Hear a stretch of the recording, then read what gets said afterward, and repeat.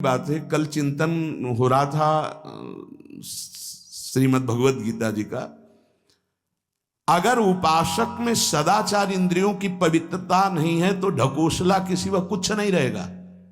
ये अच्छे से समझ लो। इंद्रियों का विलास चल खुला दिखाई देता है, खुला तो एक दृष्टि होती है, उसमें दिखाई देता है। अंतर में ब्रह्म बैठा हुआ शांत मौन है और ये समझ नहीं पा रहा, केवल नाटक पे लगा हुआ है।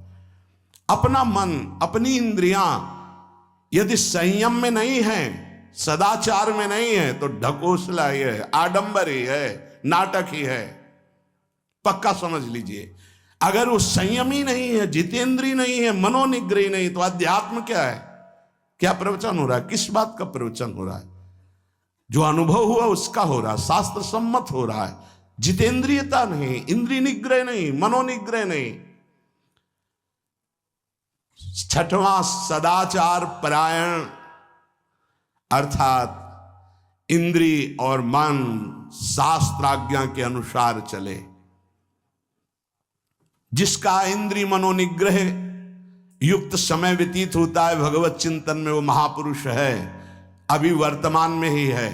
चिंता मत करो, स्थिति जागृत होने में देर नहीं।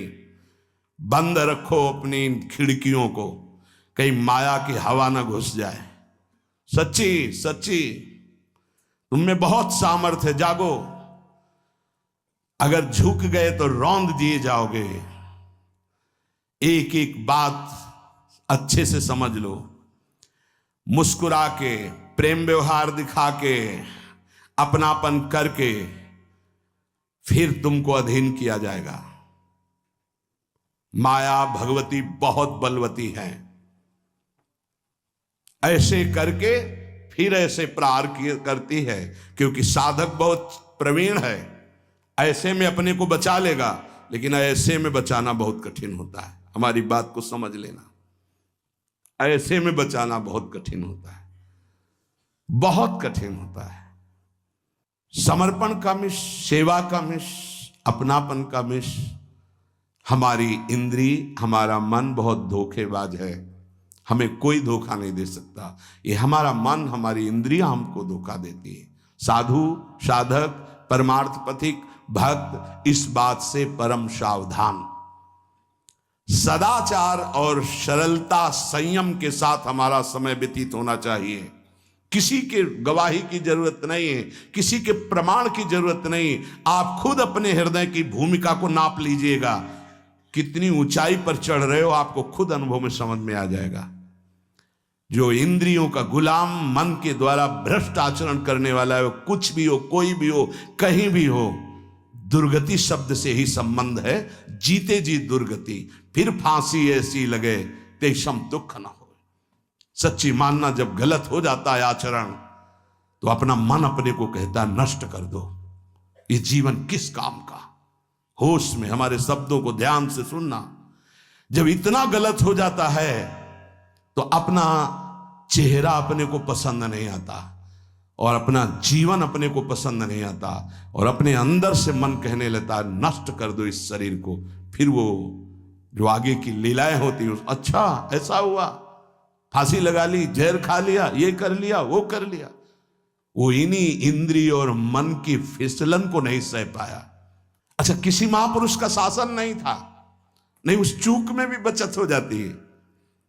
एक बहुत बड़े महापुरुष के समीप रहने वाले से चूक हो गई, तो उन्होंने अपने आसन के पास आसन लगवाया।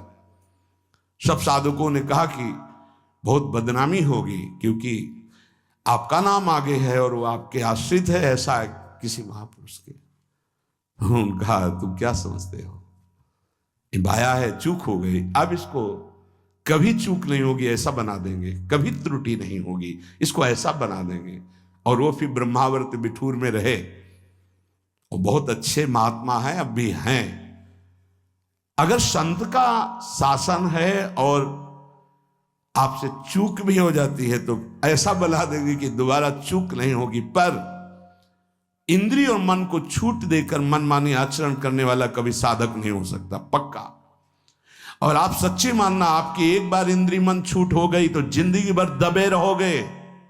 दहाड़ने लायक नहीं रहोगे। माया तुम्हारे को सदैव कोसती रहेगी, तुम्हारा हृदय जलता रहेगा। ऐसा कैसे हो गया, ऐसा कैसे हो गया? जब ऊंचाई की तरफ सोचोगे तो सामने वो अगर प्रायश्चित करके मिटा दिया है तो बात है, नहीं तो वो कर्म सामने आ जाएगा।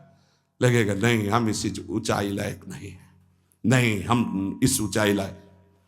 आपसे प्रार्थना कर रहे, अगर चूक हो गई हो तो उसको मिटा दो, नहीं आगे बढ़ने में बाधा पहुंचा देगा। अपने गुरुजनों से सलाह करके उसका प्रायश्चित कर लेना चाहिए। अगर गुरुजन कर दे जाओ कुछ नहीं तो कुछ नहीं, खत्म खेल, वो निपटा देंगे। वो करुणामय है, उनमें बड़ी सामर्थ्य है। पर छठवां सूत्र, सदाचार, संयम, जितेंद्रियता, मनोनिग्रह साधक में होना ही चाहिए। जो साधक एकांत में मनोरंजन करके अपने जीवन को नष्ट कर रहे हैं, अच्छा होता गृहस्थ धर्म में रहते, बाल बच्चे पैदा करके मेहनत करके धर्म पूर्वक कमाते और समाज की सेवा करते। यदि अखंड ब्रह्मचारी वैराग्य मार्ग के पथिक हो तो चूक ना होने पावे प्रार्थना करते हैं।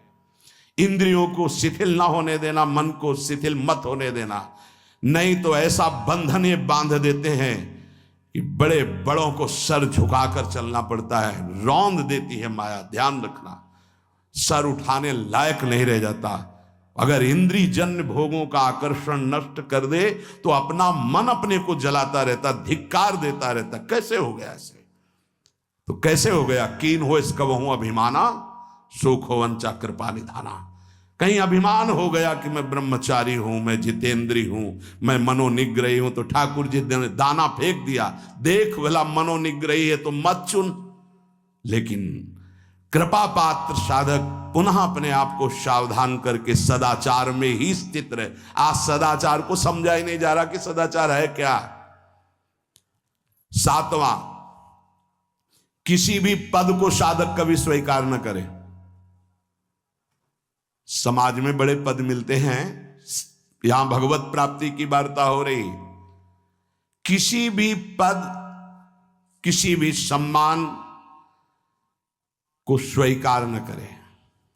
ये सब उपाधियां हैं, अगर उपाधियां स्वीकार की तो उपद्रव शुरू हो जाएंगे। कोई उपाधि स्वीकार न करो तो इतने महान बन जाओगे कि पूरे विश्व में तुम ही होगे। ये भी बात याद कर लो।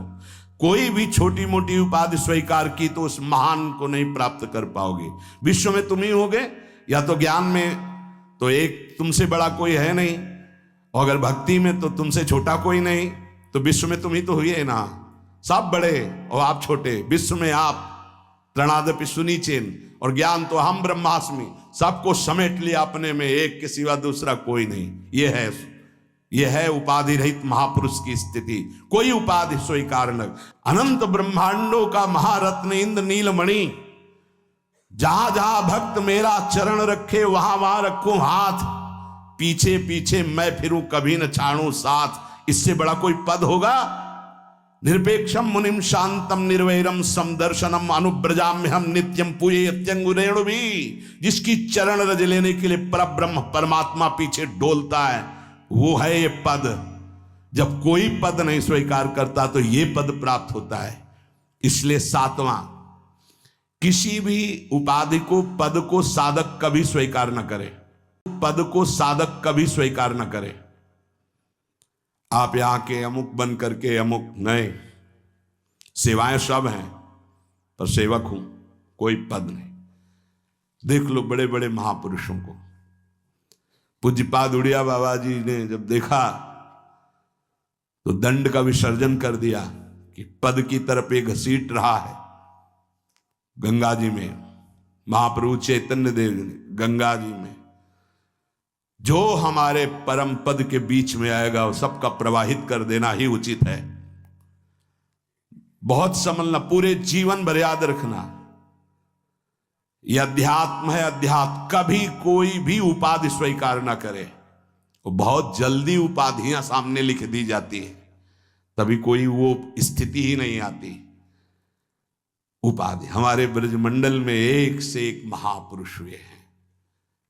बाबा प्राण धन रहे हैं, कितने संत महापुरुष, और उनको यहां प्यार से ब्रजवासी जन मेरो बाबा प्रिया प्रीतम के लाडले, कोई उपाधि नहीं। कोई पदवी नहीं, कोई प्रतिष्ठा नहीं। और 8वां, ये आखिरी है, किसी भी परिस्थिति में अपने आराध्य देव का चिंतन ना छूटने पावे, पूर्णता। ये तभी हो सकता है जिसके जीवन में ये 3 बातें हैं।